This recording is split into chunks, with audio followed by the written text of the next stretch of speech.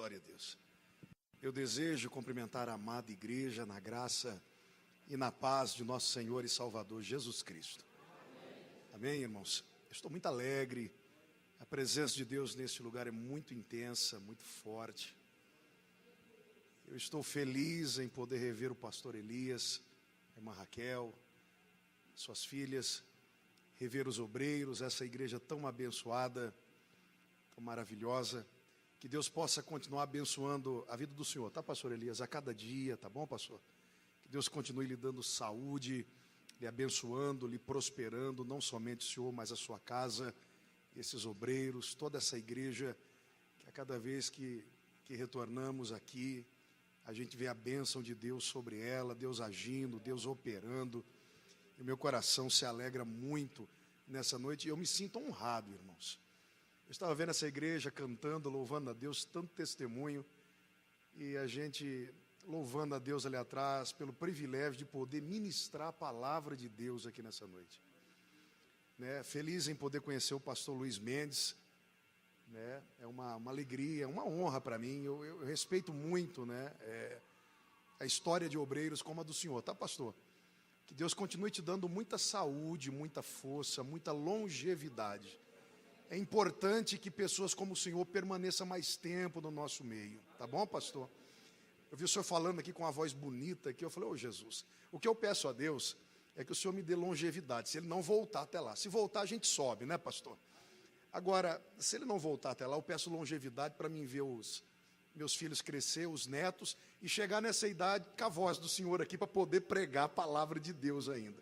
Que Deus abençoe o senhor, tá, pastor? Em nome de Jesus. Tá uma alegria, uma honra. Na verdade, eu tinha que sentar para ouvir o senhor falar aqui, mas é uma alegria muito grande poder estar aqui, né, nesta noite. Irmãos, vamos para a palavra de Deus então, porque as horas elas vão, né? Elas correm. Abra sua Bíblia, por favor. Eu trago o abraço do meu pai, pastor João Donizete, ao pastor Elias, a toda a sua família, a essa igreja. Ele queria voltar aqui comigo, mas devido aos compromissos na igreja, não pôde também estar presente. Trago o abraço da minha amada esposa também, que estaria aqui, mas não pôde estar também por motivos maiores.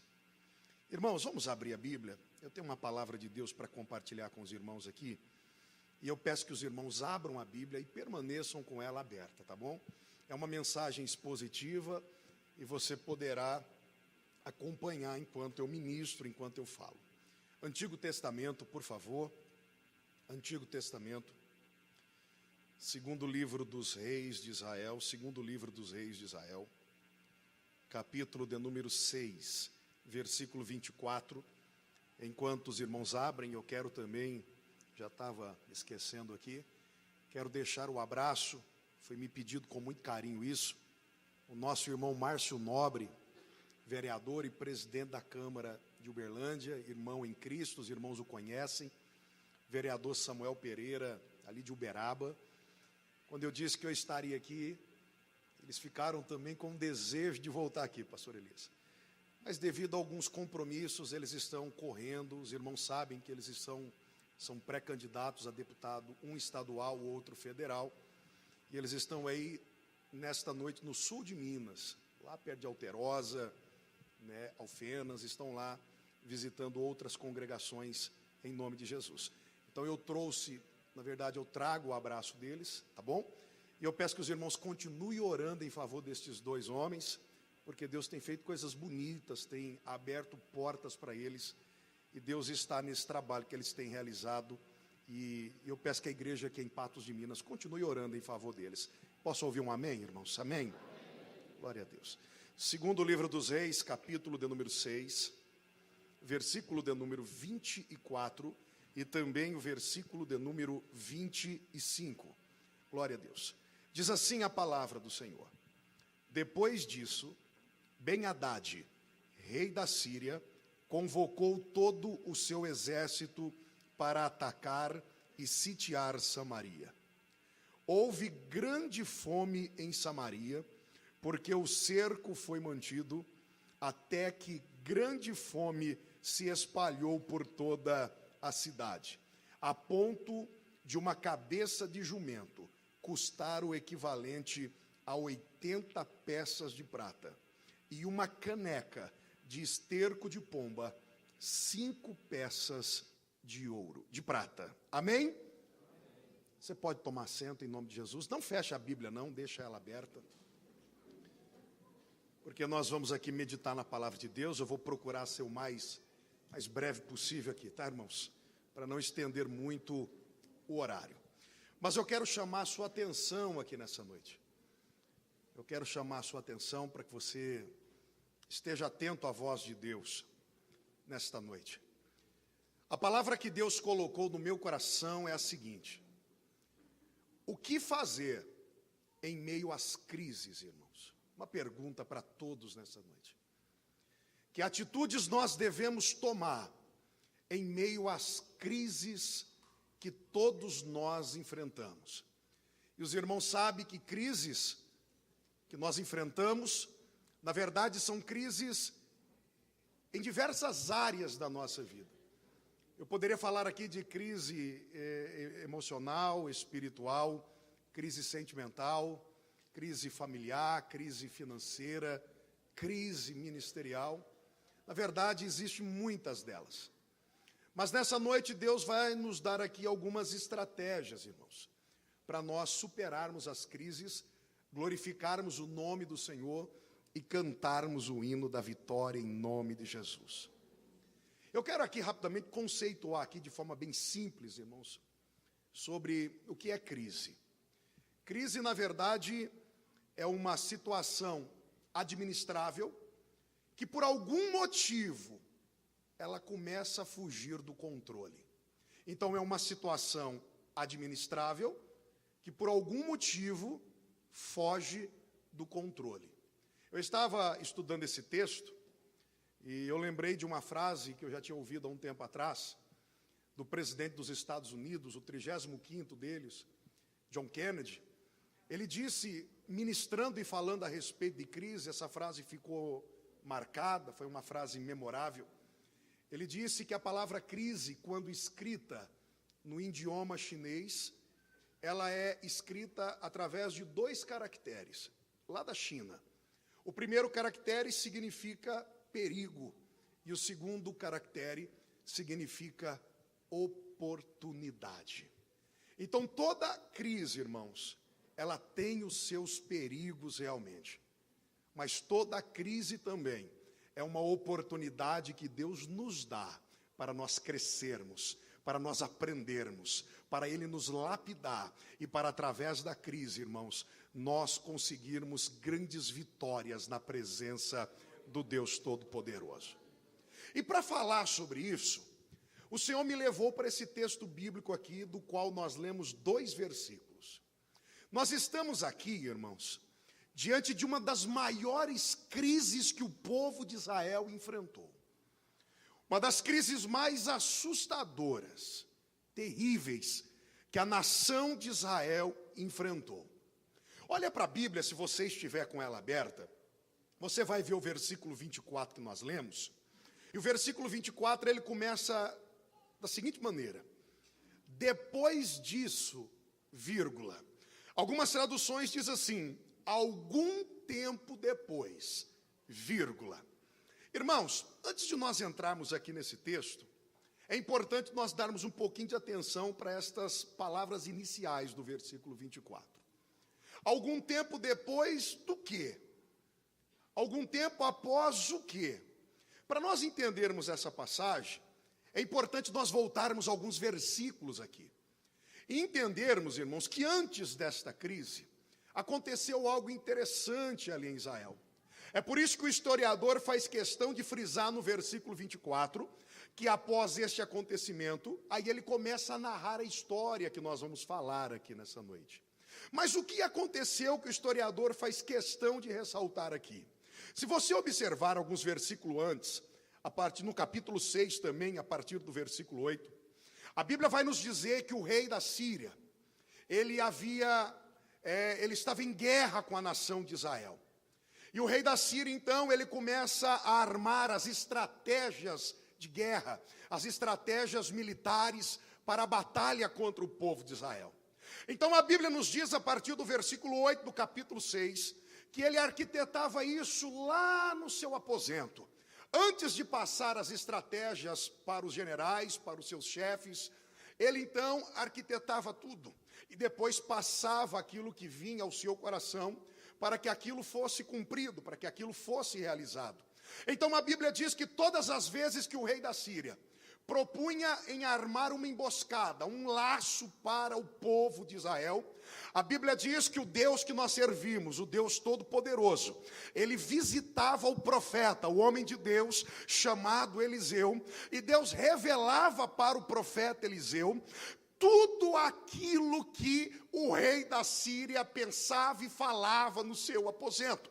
Então, quando o rei da Síria dizia, eu vou armar a emboscada ali do lado norte, Deus visitava o profeta Eliseu e dizia, Eliseu, peça para o rei de Israel não passar por lá, ou tomar cuidado, se precaver, para que ele não caia nessa armadilha. E a Bíblia diz, irmãos, que isso não aconteceu nenhuma vez, nem duas.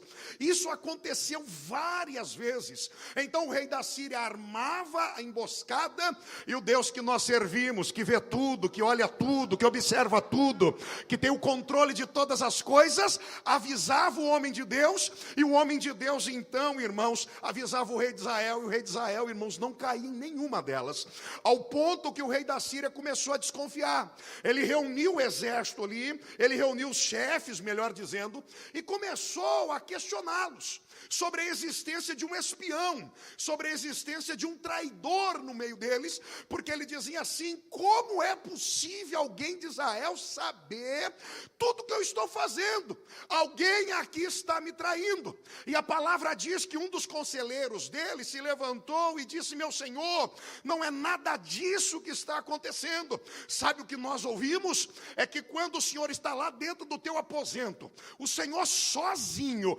arquitetando as estratégias para nós atacarmos Israel, eu ouvi falar na terra de Israel, que existe um profeta lá, por nome de Eliseu, que quando o senhor está lá pensando, o Deus de Israel revela tudo para o profeta conta para o rei, e é por isso que o senhor não consegue ter sucesso nas investidas do Senhor contra o exército de Israel. Então o rei fica furioso, e ele resolve então capturar Eliseu. Então ele pergunta, onde este profeta está? Onde mora este profeta que sabe de tudo que eu faço? Aí alguém disse assim, olha, eu fiquei sabendo que ele mora na cidade de Dotã. Então a Bíblia diz aqui, no capítulo 6, nos versículos que nós estamos aqui mencionando, que o rei da Síria reúne um grande exército, cavalos e carros de guerra, e ele leva esse grande exército e cerca a cidade de Dotã para capturar o profeta Eliseu. Ele faz isso durante a noite.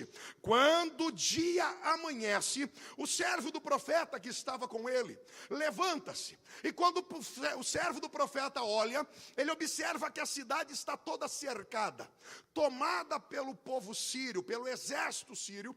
Então aquele servo se desespera, corre para dentro de casa e diz para o profeta, profeta, olha o que aconteceu, estamos cercados pelos inimigos, venha ver. Desesperadamente ele fala isso, mas quando o homem de Deus chega e olha, o homem de Deus enxerga outra coisa, irmãos, e com muita tranquilidade, ele olha para o servo e diz assim, fique tranquilo, maior é o que está conosco do que o que está com eles, fique tranquilo.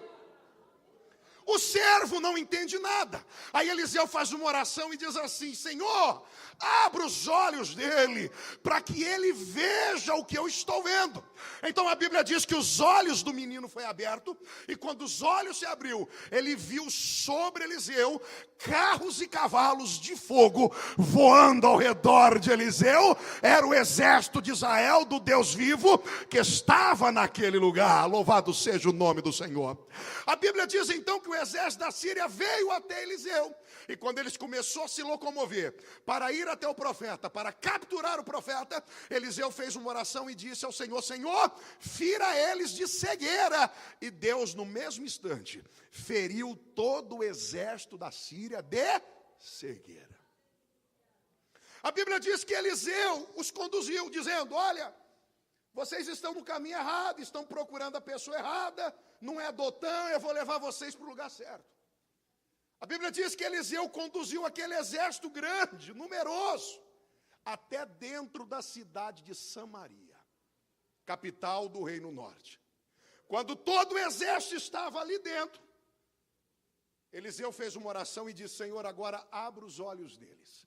Os olhos do exército foi aberto. Quando eles observaram que estavam dentro de Samaria, eles temeram, porque pensavam eles que eles morreriam. O rei de Israel, quando ficou sabendo disso, correu perto de Eliseu e disse: meu pai, o que eu faço? Eu posso matar eles? Eu posso destruir eles, meu mestre? E Eliseu olha, repreende o rei, dizendo que não é assim que as pessoas devem ser tratadas, mas pelo contrário, é para o senhor fazer um banquete, dar comida, dar pão, dar água, cuidar deles, e depois despedir eles e deixar eles embora. O rei da Síria, sem entender, o inimigo ali, era só ele pegar a espada, o exército atacar, ia matar todo mundo, ia enfraquecer o inimigo. Mas Eliseu mandou fazer o quê? Dar pão e água, dar comida para eles. Eles não destruíram, não mataram, o exército saiu dali alimentado e foi embora. A Bíblia diz então, que depois deste acontecimento, eles ficaram alguns anos, eles ficaram algum tempo sem atacar Israel, sem afrontar Israel. Mas isso logo esfriou, irmãos, e aí nós vamos chegar na história que agora nós lemos aqui. A Bíblia diz que agora o rei da Síria, chamado Ben-Hadad, depois de algum tempo deste acontecimento, ele voltou agora não com um grande exército. O texto diz que ele voltou com todo o seu exército para atacar e sitiar Samaria. E a Bíblia diz no versículo 25 que houve grande fome em Samaria, porque, irmãos, o cerco, o sitiar de Ben-Hadad foi terrível. Somente para os irmãos terem uma ideia, essa questão do sítio que eles faziam em volta das cidades naquela época, eram para enfraquecer a cidade. Porque quando o grande exército cercava uma cidade, ele impedia que mercadorias chegassem ali. Ele impedia que comida chegasse até aquela cidade. Ninguém saía, ninguém entrava. Então a cidade ficava dentro de suas muralhas ali. E esse cerco demorava meses. Em alguns casos, este cerco chegava a demorar até mesmo anos, irmãos. Era uma estratégia, era uma forma de enfraquecer o local que eles queriam conquistar. Então eles queriam debilitar, não somente fisicamente, mas queriam também intimidar moralmente aquele povo, a nação, a cidade de Samaria. Então Ben-Hadad cercou a cidade durante muito tempo, irmãos. E a Bíblia diz aqui no versículo 25, que não houve simplesmente fome na cidade. A Bíblia diz que houve uma grande fome, como nunca tinha se ouvido antes, uma fome terrível, irmãos, assolou a cidade de Samaria. Ao ponto que o historiador nos dá um exemplo aqui, olha bem o que ele diz. Que uma cabeça de jumento, irmãos, chegou a custar o equivalente a 80 peças de prata. E um pouquinho de esterco de pombo chegou a custar 5 peças de prata. Se nós trazermos isso para os dias atuais, seria mais ou menos isso, uma cabeça de jumento custando mais ou menos uns R$800. E um pouquinho de cocô de pombo, irmãos, esterco de pombo, custando cerca de R$50. A comida acabou na cidade. Eles estavam se alimentando de animais que eram considerados impuros pela palavra. Mas a fome era tanta, irmãos, que eles começaram a comer esses animais impuros. E a comida acabou de tal ponto que até a cabeça do jumento começou a custar muito caro. Lei da oferta e procura. A oferta era pequena, a procura era enorme, então o preço aumentou demais. Então as pessoas começaram a passar fome em Samaria. A história diz que muitas pessoas morreram enfermas, debilitadas, começaram a se enfraquecer, irmãos. A história diz que os animais, cachorros, esses outros animais, foram todos consumidos ali dentro da cidade, porque a fome, ela era intensa, a crise, ela era terrível. Agora, isso só estava acontecendo, o motivo que gerou essa crise, se nós analisarmos com cuidado os capítulos anteriores, nós vamos observar que o motivo que desencadeou tudo isso foi a desobediência da nação de Israel. Foi o pecado da nação de Israel. Então, um motivo gerou a crise. Aquilo que estava, irmãos, administrável, agora foge do controle. Todos estão desesperados, todos estão aflitos, não sabem o que fazer. Olha, irmãos, a situação que chegou à nação de Israel. Se os irmãos olharem a partir do versículo de número 26, os irmãos vão ver que o rei, a Bíblia não diz o nome aqui, mas a história, irmãos, diz que era o rei Jorão, neto de Acabe. A Bíblia diz que ele estava passeando sobre as muralhas de Israel, pensando no que fazer, desesperado diante daquela situação. E ele andava na muralha para lá, andava na muralha para cá. A Bíblia diz que de repente uma mulher lá de baixo gritou, pedindo misericórdia ao rei, para que o rei ajudasse, para que o rei fizesse alguma coisa por ela. Ó rei, me socorre, nós estamos numa situação deplorável, lamentável, tenha misericórdia das nossas vidas. A Bíblia diz, irmãos, que o rei olhou para a mulher e disse assim: ah, mulher, se o Senhor teu Deus, se o Deus de Israel não quer estender as mãos para nós, acaso eu poderia fazer alguma coisa por ti? O rei Jorão aqui, irmãos, é neto de Acabe, é um dos principais responsáveis pela crise que estava assolando Samaria naquele momento. Mas observe o tanto que ele é soberbo, o tanto que ele é orgulhoso, porque existe muitas pessoas, irmãos, que quando estão vivendo um período de crise, de dificuldade, em vez de reconhecer os erros, em vez de parar para pensar no erro que cometeu, naquilo que fez de errado, naquilo que falou e que não deveria ser falado, tentar consertar, se arrepender, tentar reescrever novamente a história, não. Essas pessoas, sabe o que elas fazem? Elas começam a transferir a culpa para outras pessoas, ela começa a transferir a responsabilidade para outras pessoas, e foi exatamente isso que o rei Jorão estava dizendo. Na verdade, a culpa passava por ele, a culpa passava pela administração dele, pela liderança dele, e da família dele também. Mas quando aponta um dedo para ele, ele olha para o lado e fala: não, a culpa não é minha, a culpa é do Deus de Israel, ele deveria nos socorrer, ele é o nosso Deus, ele diz que nada nos faltaria, ele deveria estender as mãos.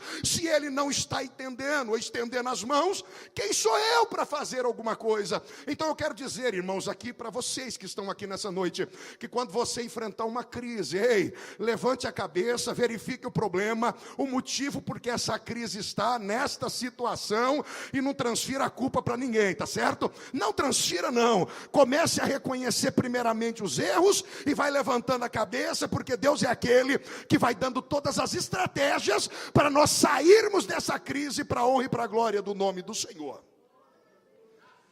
Mas a Bíblia diz que mesmo assim ele indagou a mulher: mulher, o que está acontecendo? Aí a mulher olhou para ele e disse assim: ó, deixa eu te falar, está vendo essa mulher que está do meu lado aqui? Onde nós estávamos para morrer de fome. Aí ela teve uma ideia, ela disse assim: cozinha o teu filho hoje, e a gente come o teu filho hoje, amanhã nós cozinhamos o meu e a gente come o meu. Desesperada por causa da fome, a mãe pega a criança, mata a criança, cozinha a criança e come a criança. Israel chegou a praticar canibalismo, irmão. E não se assuste com isso. Se você ler depois, nós não temos tempo agora, Levítico 26, do versículo 27 ao 29. Deuteronômio capítulo 28, versículo 53. Deus já havia advertido o povo, dizendo: se vocês permanecerem no caminho da desobediência, vocês chegarão ao ponto de comerem os próprios filhos. Deus já havia avisado eles, Deus já havia falado e alertado eles sobre isso. O que estava acontecendo aqui era resultado da desobediência. Então a Bíblia diz que quando o rei ouviu aquilo, ele pegou os vestidos reais e rasgou os vestidos reais. E antes ele tinha culpado o Senhor, agora ele vai culpar outra pessoa. Agora ele rasga as vestes e ele grita para todo mundo ouvir. Capítulo 6, versículo 31, ele diz assim: que Deus me castigue com todo o rigor, se a cabeça de Eliseu, escute, filho de Safate, ficar sobre os ombros dele até o final deste dia. Então ele havia colocado a culpa do Senhor, agora ele coloca a culpa em quem? E sabe por que ele colocou a culpa em Eliseu? Lembra da primeira história que eu contei? Lembra que o rei de Israel teve os inimigos na mão dele, lembra disso? Poderia ter matado eles, não poderia? Mas o que Eliseu fez? Não é para matar. Eliseu disse que era para alimentar e deixar embora. Então o rei agora está dizendo o seguinte: é culpa de Eliseu. Se naquele dia a gente tivesse matado esses homens, esses infelizes, nós não estaríamos nesta situação agora. Mas como ele poupou aquele dia, a responsabilidade é dele, a culpa é dele. Então eu vou atrás dele para pegá-lo, para cortar a cabeça dele. Eu vou fazer isso porque ele é culpado. Mas a Bíblia diz que quando ele preparou o mensageiro dele, a Bíblia diz que primeiro ele via o escudeiro, o mensageiro dele na frente, e logo atrás o rei Ben-Hadad foi, o rei Jorão foi. A Bíblia diz que Eliseu estava em casa com alguns anciãos, e o Deus Todo-Poderoso foi lá e avisou ele, irmão, de que o rei estava vindo para matar o profeta Eliseu, colocando a culpa da crise na pessoa do profeta, colocando a culpa no homem de Deus. A Bíblia diz que Eliseu está lá, olha para os conselheiros e diz: Deus acabou de me revelar aqui agora que o filho do assassino, ele se refere a Jorão como filho do assassino, que é Acabe, e a mãe dele, Jezabel. Então ele diz: ele está vindo aqui para me matar, mas não deixa ele entrar aqui dentro, tranque a porta da casa, porque aqui dentro ele não vai colocar os pés. E a Bíblia diz que quando o mensageiro chegou lá, a primeira coisa que o mensageiro falou para Eliseu foi o seguinte, versículo 33 do capítulo de número 6. Eliseu, esse castigo que nós estamos sofrendo vem do Senhor. Restaria para nós ainda alguma esperança nele? A culpa é de Deus, Eliseu. Então o profeta de Deus se levanta, e a partir de agora ele começa a dar as estratégias para que o povo de Israel saia da crise. Então ele vai começar a partir de agora a dar as estratégias para vencer as crises, irmãos. Olha que coisa tremenda. Capítulo 7, quem está acompanhando, diga amém aí.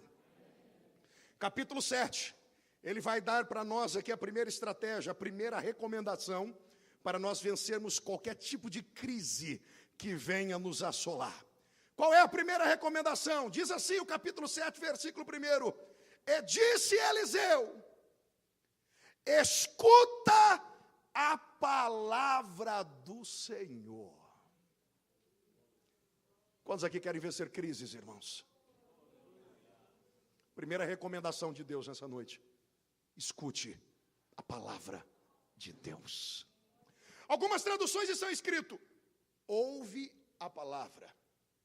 Mas a tradução, irmãos, que mais se aproxima do original é aquelas que estão escrito: escuta a palavra. Por quê, pastor? Porque existe uma diferença entre ouvir e escutar. Qual é?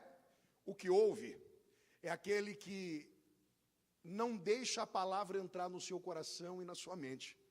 A palavra entra, ela é rapidamente esquecida e não é praticada.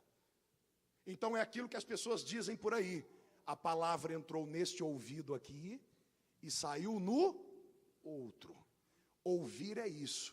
Agora, escutar é ir além disso. Escutar é quando a palavra vem, entra aqui dentro do coração, chega à tua mente, daqui ela não sai, ela permanece aqui dentro.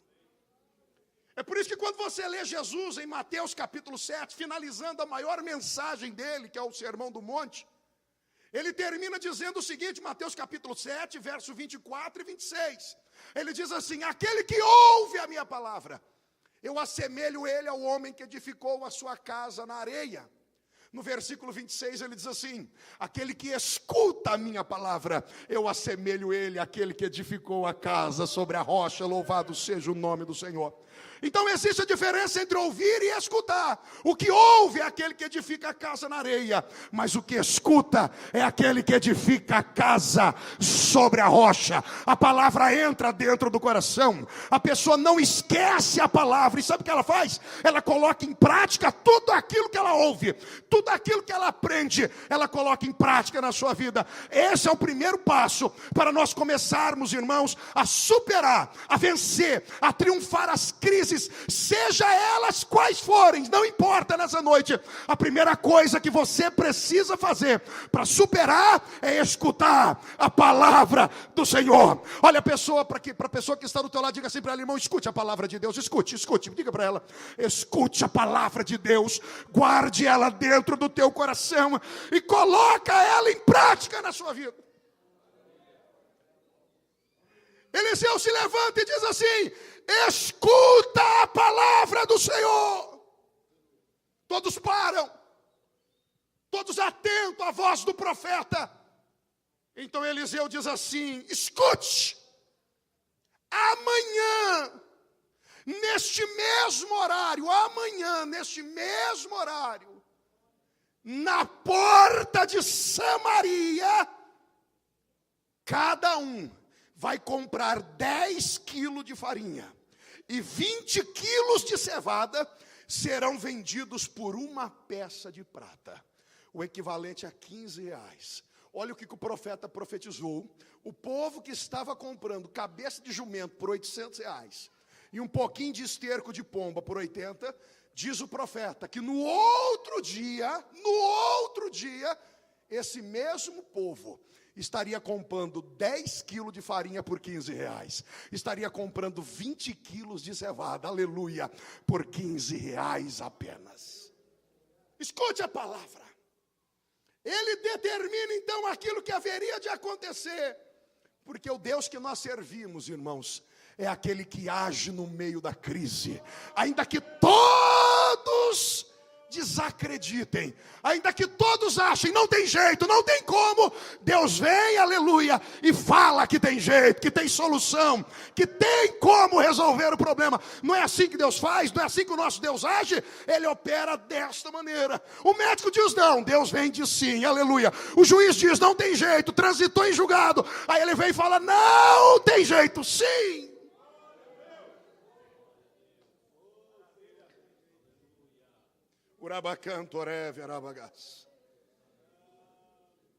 O escudeiro, quando ouviu isso,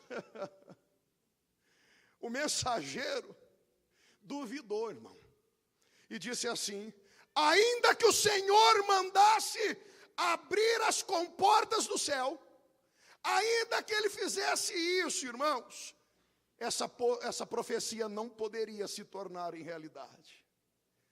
Não tem jeito. Não, isso não vai acontecer, não tem como acontecer isso. Segunda coisa que você precisa aprender, irmãos, quando nós estivermos em meio a uma grande crise. A primeira coisa é escutará.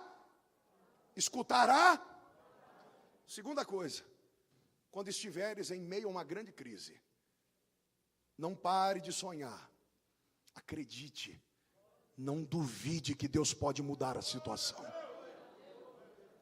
Tenha esperança, irmão. A Bíblia diz em Romanos capítulo 12, versículo 12, que Jesus é a nossa esperança. Tem um ditado aí fora que diz assim, que a esperança é a última que morre, não é isso que diz aí fora? A nossa esperança morreu e ao terceiro dia ela ressuscitou.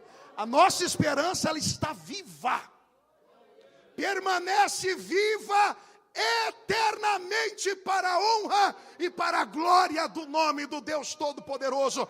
Então, se há esperança, irmãos, pelo amor de Deus, acredite que Deus possa mudar a situação, acredite que o casamento vai ser restaurado, que a saúde vai ser restaurada, como nós ouvimos aqui nessa noite, que Deus vai agir, vai operar lá no meio do relacionamento familiar, na sua vida financeira, na tua vida sentimental, na tua vida espiritual, na tua vida ministerial. Há esperança.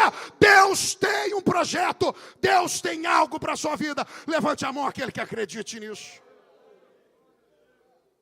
Não duvide. Não duvide, acredite. Acredite, ainda que todos digam para você, não tem jeito. Não dá. Não acabou, não acredite. Acredite que a Bíblia diz lá em Isaías capítulo 43, verso 13. Ainda antes que houvesse dia, eu sou. E ninguém há que possa fazer escapar das minhas mãos.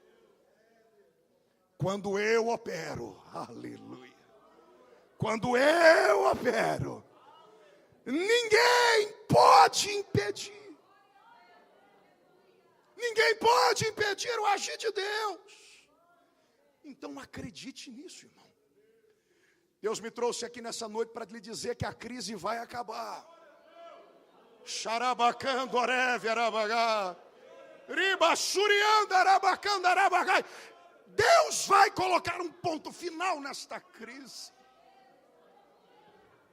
Primeira coisa, escute a palavra. Segunda coisa, aleluia, não pare de sonhar, acredite, não duvide. Tenha esperança. Porque o moço disse, não, nem se Deus abrir as janelas, isso não vai acontecer. Eliseu olhou e disse, com os olhos verás, mas não desfrutarás da bênção, porque duvidaste dela. Olha para a pessoa que está do teu lado e diga, não duvide. Não duvide, diga para ela mais forte, não duvide. Se Deus disse que vai fazer, Ele vai fazer. Porque Ele não é homem para que minta, nem filho do homem para que se arrependa. Ele é Deus. Quando Ele opera, Ele faz, aleluia. Ele promete, Ele cumpre, irmão. Se tu tem promessa, acredite nelas. Se apegue a elas, garre a elas, acredite.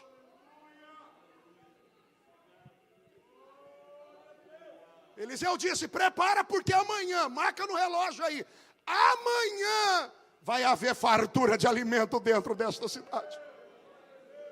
Irmãos, era algo que impossível, irmão. Mas quando Deus promete, Ele cumpre, sim ou não? Quando Deus promete, Ele... Aleluia. Deus prometeu, então Deus vai cumprir. Interessante aqui para que Deus haja, para que Deus opere, Ele sempre vai se utilizar de alguém. Lá na tua crise, Deus ele tem todo o poder para agir. Mas Ele vai utilizar alguém que está vivendo essa crise, para Ele começar a reverter toda a situação. Ele vai pegar alguém que está lá dentro, sofrendo, passando por ela, e Deus vai começar, através daquela pessoa, a mudar a história, a colocar um ponto final na crise. A Bíblia diz, a partir do capítulo 7, versículo 3, que Deus então começa a procurar alguém em Samaria para usar, para que a palavra dele viesse a cumprir.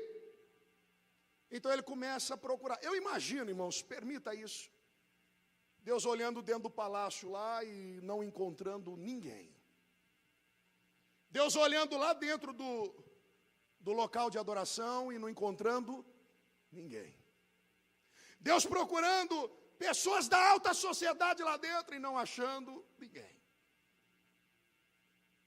Mas a Bíblia diz que a conversa de 4 leprosos chamou a atenção de Deus.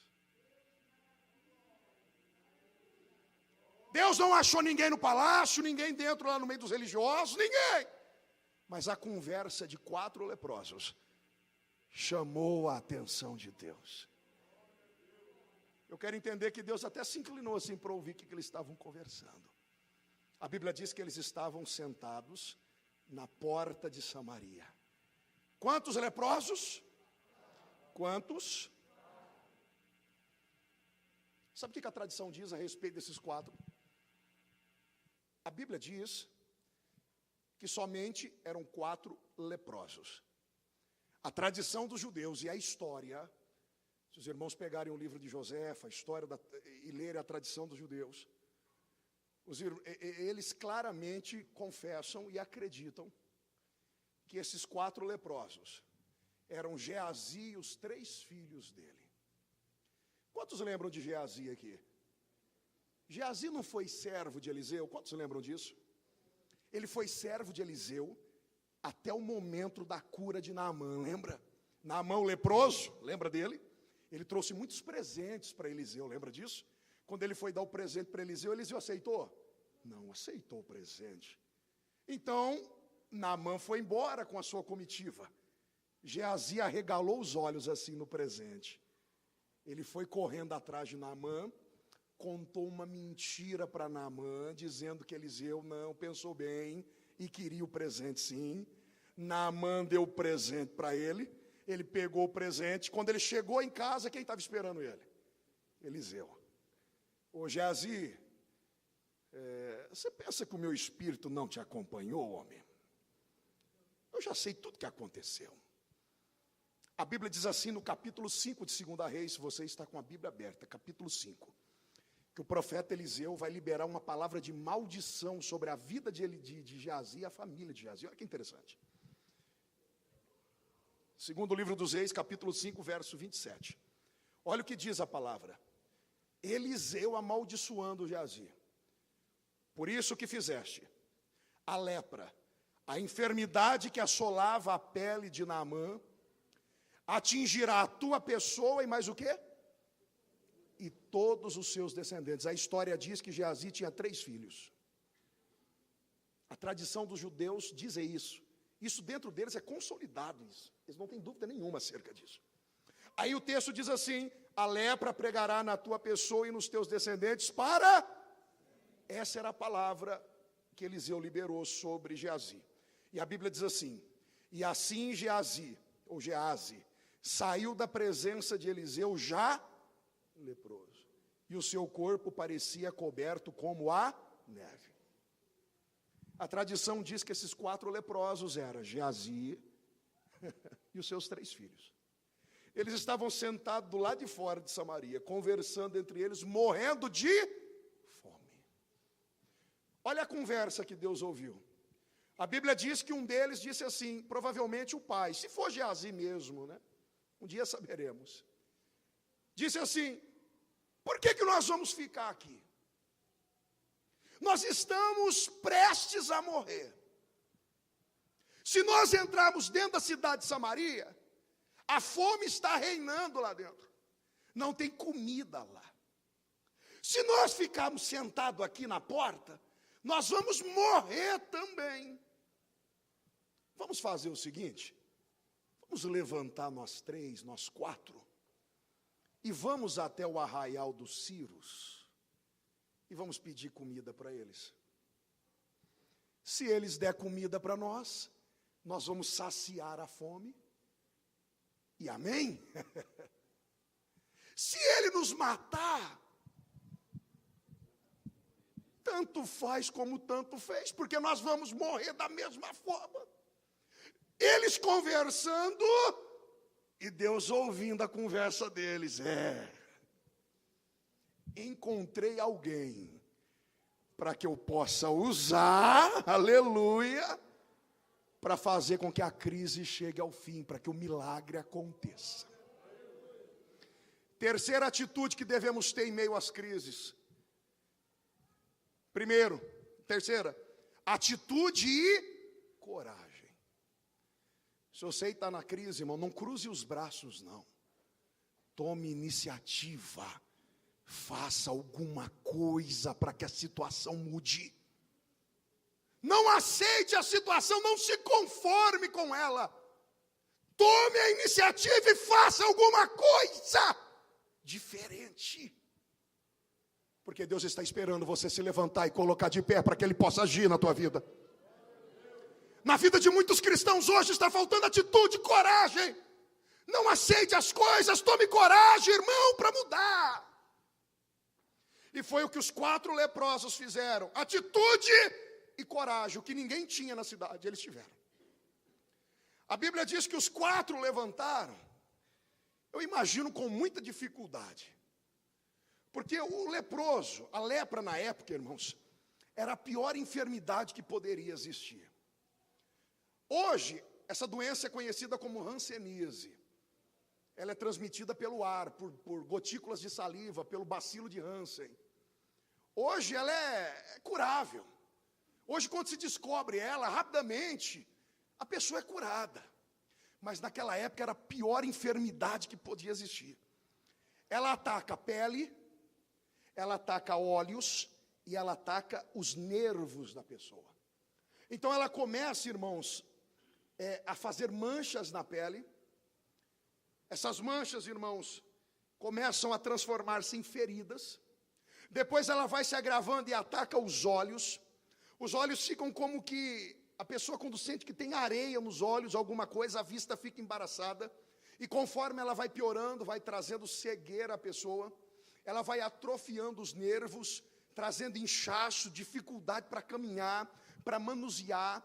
Então, quando aqueles leprosos se levantaram dali, não imagine que eles levantaram com todo vigor, não.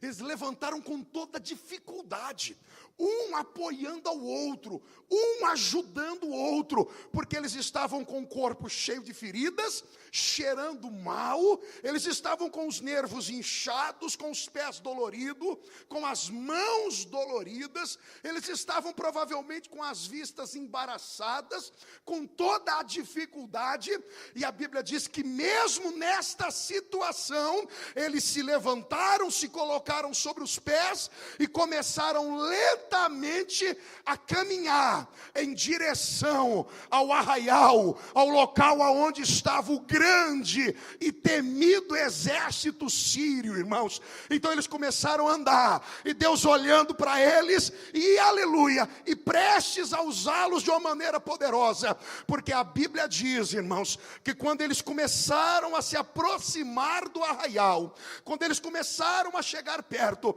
os sírios estavam, na maioria deles, dormindo, descansando, esperando o momento de atacar, esperando a ordem para atacar a nação de Israel, fragilizada, fraca pela fome. A Bíblia diz que quando os 4 começaram a se aproximar, conforme eles davam o passo, Deus começou a fazer algo, Deus começou a fazer um milagre lá no meio do arraial. Sabe o que a Bíblia diz? Conforme o pé deles batia no chão, o Senhor fazia com que a terra tremesse no meio do arraial dos sírios. Então quando eles batiam o pé aqui, a terra tremia lá. Eles batiam o pé de cá, a terra tremia mais ainda. A Bíblia diz que eles estavam dormindo, e um começou a olhar para o outro, e a terra tremia. Sabe o que Deus fez eles ouvir? O barulho de um grande exército se aproximando. Um olhou para o outro, eles tinham experiência em guerra.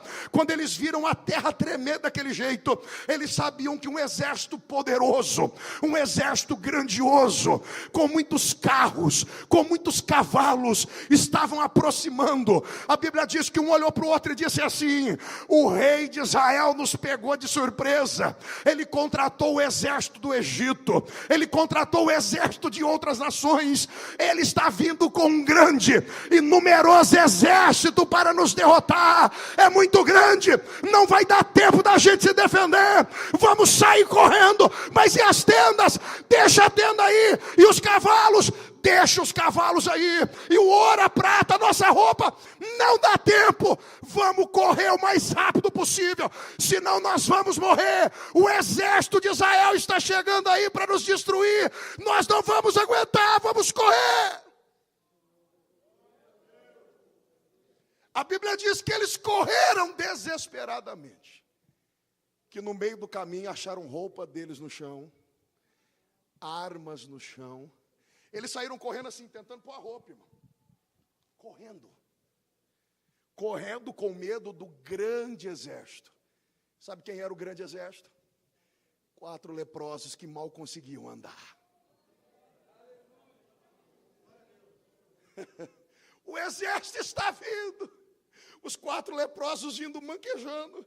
E Deus lá no céu aplaudindo aquilo, porque Ele é Deus, porque Ele é Senhor, porque Ele confunde o homem. Sabe o que eu aprendo aqui? Eu já vou terminar. Sabe o que eu aprendo aqui? Que no meio das crises, Deus vai usar quem menos você imagina para te abençoar. Deus vai usar quem menos você imagina. E essa pessoa vai servir de canal, de bênção, para colocar um ponto final na crise que você está vivendo, que você está passando. Sabe aquela pessoa que você não tem nem ideia? É ela que Deus vai usar. Deus faz isso, irmão. Ele faz isso para nos confundir, para nos deixar assim, de boca aberta, perplexo, porque Ele é Deus, Ele é Senhor, e a maneira dEle trabalhar é assim. Urabacando, oreve, arabassuricando, arabagai. Ele usa quem menos você espera, quem menos você imagina. Xarabacando, arabacai. Se prepare, porque Deus tem surpresa para muitos aqui nos próximos dias. Eu sinto de falar isso. Se prepare, porque Deus tem coisas novas, coisas boas. Aleluia. Tem coisas boas chegando na tua vida, na tua casa. Aleluia. Ele vai entrar com providência. E cantaste me andarabagandarabás. E cantaste, Évia. Irmãos, vamos finalizar aqui. Quando os 4 chegam lá, de casa, tem alguém aí? Tem alguém aí? Nós estamos morrendo de fome, não tem comida, a crise é grande. Eles não sabiam que Deus já tinha solucionado a crise. Eles vão perguntando, tem alguém? Vê um cavalinho ali, outro cavalo ali, outro cavalo lá, as tendas tudo armada, roupa pendurada. Se for o Geazinho mesmo, ele deve ter olhado para os filhos assim, vem cá, vamos lá. Entrou dentro da primeira tenda, ele foi abrindo muita roupa. Cada tenda um cavalo, opa, muita comida ali dentro, coisa boa. Começou a vasculhar a tenda, ouro, prata, dinheiro. Começou a esconder um pouquinho aqui, um pouquinho ali. Vamos para outra, foi para outra. A história diz que havia milhares e milhares de tendas. Milhares e milhares de tendas existiam ali. Olha como o nosso Deus trabalha, irmão. Olha como que Deus trabalha, irmão. Nosso Deus, Ele é grande demais. Ele deixou tudo que o povo precisava ali, dinheiro, comida, roupa, cavalo, tudo, arma, tudo. O povo que estava na estaca zero, agora ia voltar ao normal. A Bíblia diz que eles estão lá aguardando e de repente, Deus fala no coração dele assim, não é justo o que eu estou fazendo. A crise acabou. Não, a crise acabou. Eu tenho que compartilhar isso com mais pessoas. Acabou a crise. Não há mais lágrimas. Não, acabou.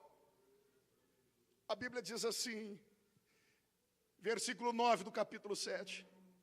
Hoje é dia de boas novas. A crise acabou. Vamos nos levantar e vamos lá contar a bênção para o rei e para Samaria. Acabou!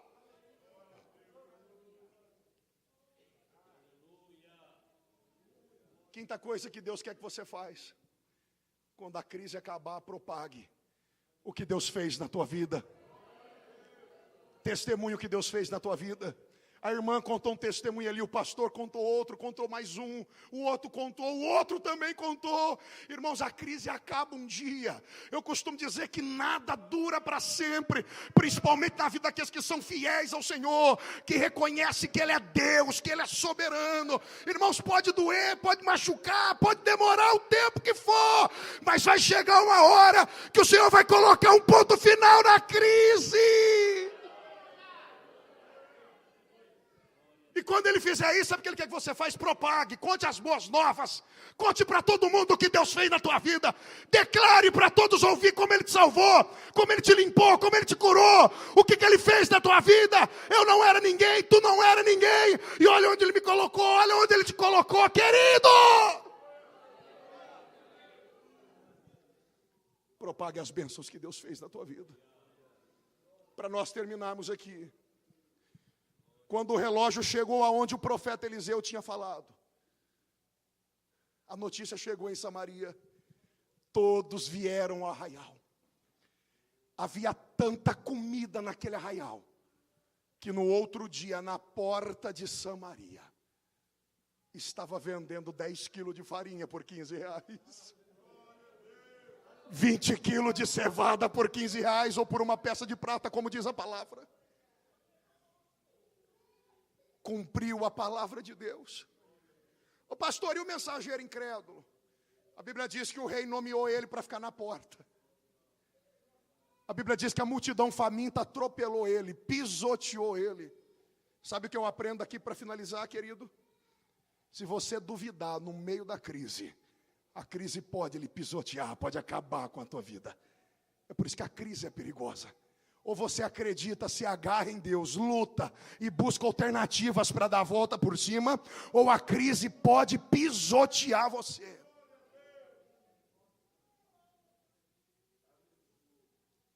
De forma profética nessa noite, eu quero agora liberar uma palavra de Deus em forma de oração para abençoar a tua vida. Com a permissão do pastor, eu gostaria que você ficasse de pé agora.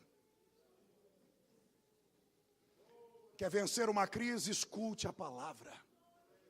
Quer vencer a crise? Nunca perca a esperança. Quer vencer uma crise? Tenha atitude e coragem. Quarta coisa, quer vencer? Se prepare, porque Deus vai usar quem menos você espera para te abençoar. E quinto, quando vencer, propague para todos ouvirem aquilo que Jesus fez na tua vida. Quando Deus me deu essa palavra aqui, amado, Deus disse para mim orar em favor daqueles que estejam passando por qualquer tipo de crise. Ele veio para dar um respirar para você. Ele veio aqui para te renovar, para dizer para você, está acabando, tá bom? Eu estou entrando com providência aí. Se existe alguém aqui que precisa de uma oração, sai do teu lugar, vem aqui na frente. Sai do teu lugar, vem cá.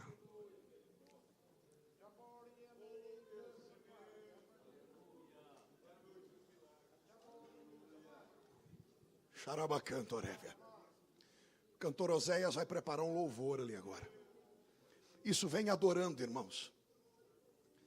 É noite de colocar um ponto final nas crises. Seja ela qual for. É financeira, vai passar. É no casamento, vai passar. É no relacionamento com os filhos, vai passar. A crise é no ministério, vai passar também. O problema é saúde, vai passar. Nós ouvimos aqui tantos milagres hoje. Vai passar. Nada dura para sempre. Fecha os teus olhos aí. Fecha os teus olhos e comece a agradecer, como disse o pastor Luiz Mendes. Às vezes nós pedimos, vamos agradecer nessa noite. O culto está direcionado para isso, para gratidão. Agradeça. Agradeça pela vitória. Pastor, mas a crise não acabou, mas vai agradecendo já. Agradeça pela vitória em nome de Jesus. Vai agradecendo aí. Xarabacando, Orévia, na súvia. Levante a mão quem acredita, levante. Eu vou orar, quando eu terminar de orar, o cantor Osés vai adorar o Senhor. Enquanto ele adora, você vai glorificando, agradecendo a Deus. Senhor, eu creio na palavra que eu preguei. Eu entendo que o Senhor me direcionou para pregar esta palavra, para anunciar estes oráculos nesta noite. Se o Senhor me direcionou para isso, é porque existem pessoas aqui que estão vivendo crises. Eu não sei quais são elas, mas eu sei que o Senhor é especialista para solucionar todo tipo de crise. E o tema desta festividade fala que nós estamos vivendo o tempo de desfrutar das bênçãos do eterno Deus. Então, Senhor, eu creio neste tema. Eu creio, Senhor, que está chegando a hora do teu povo vivenciar, viver as bênçãos, Senhor, do Deus eterno que não muda, que é o mesmo ontem, hoje e eternamente. O Deus que põe milhares de soldados para correr com a marcha de 4 leprosos. Só o Senhor é Deus. Eu te adoro, vamos adorar agora, vamos adorar. Eu te adoro porque tu és grande, poderoso, eterno, porque tu és bendito, tu és maravilhoso, tu és único, tu és poderoso, tu ages, tu és tremendo. Vamos adorar o Senhor nesta noite. A crise vai passar.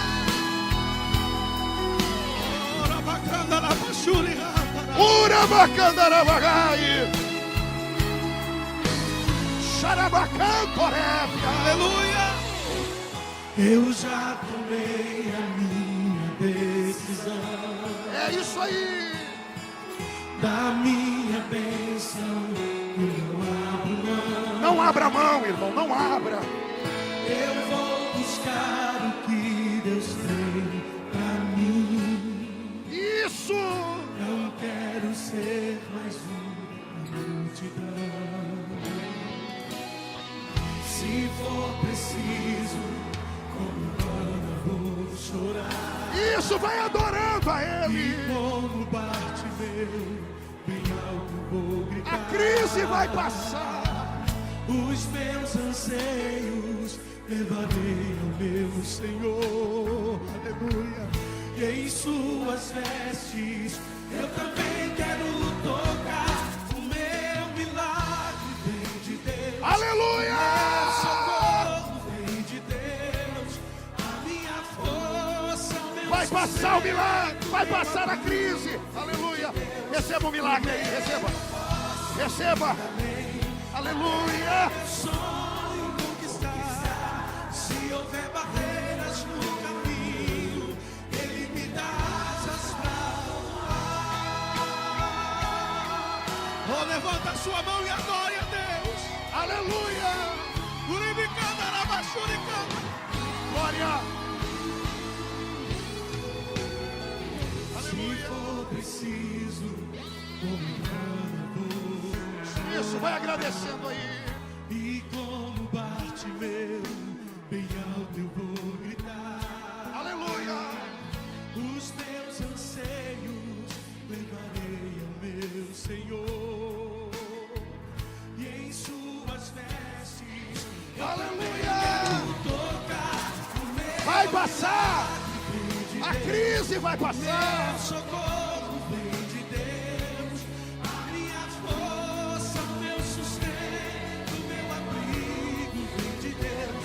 Com Ele eu posso ir além, até meu sonho conquistar. Se houver barreiras no caminho, Ele me dá asas.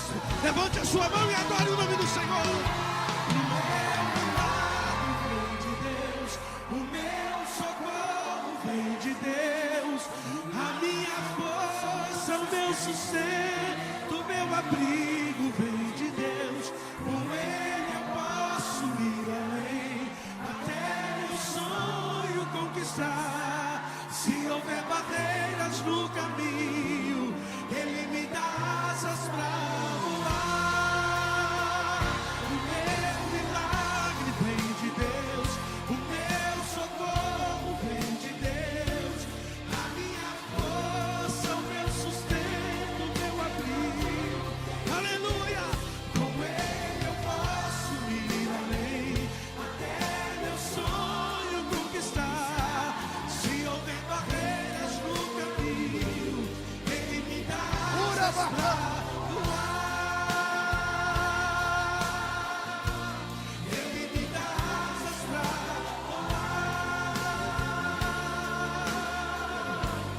Ele me dá asas pra Aleluia. Levante a mão aí, levante. Já vamos terminar. 5 minutinhos eu termino. Levante a mão. 4 leprosos puseram fim numa grande crise. Ô pastor, e o que aconteceu com Geazi, pastor? Deus colocou um ponto final na crise dele também. Como, pastor? Estude o capítulo 8 depois em casa. Deus revoga a palavra de maldição que saiu da boca do profeta. No capítulo 8, Geazi está dentro do palácio contando as histórias de Eliseu para o rei. Leproso não ficava dentro de palácio. Leproso não ficava, aleluia, junto do rei. No capítulo 8 ele está contando a história da mulher sunamita. Ele está pregando para o rei sobre aquilo que Eliseu fazia quando ele participava do ministério. Olha que coisa linda, como Deus é tremendo. Até a lepra dele, por causa da atitude dele, Deus colocou um ponto final na crise dele. Pois você estude o capítulo 8 em casa para você fechar o assunto. Mas eu vou finalizar agora, e agora eu termino mesmo, porque Deus tocou no meu coração para eu fazer algo aqui.